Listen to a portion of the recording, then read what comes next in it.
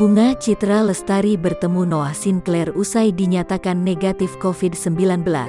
Namun ia mengaku saat ini indera perasa dan penciumannya belum bisa kembali seperti semula.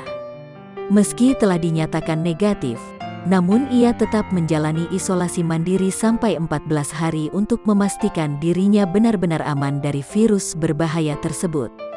Pada Minggu, tanggal 27 Juni tahun 2021 kemarin adalah hari di mana ia genap menjalani isolasi mandiri yakni 14 hari. Meski telah negatif, BCL masih tetap mengenakan masker saat proses memasak. Di saat ingin menyicipi makanan yang sedang dimasak, ia justru mengaku indera perasanya belum kembali berfungsi dengan baik.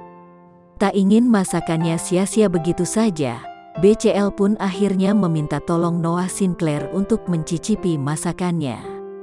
Selain indera perasa, BCL juga menyebut indera penciumannya belum kembali.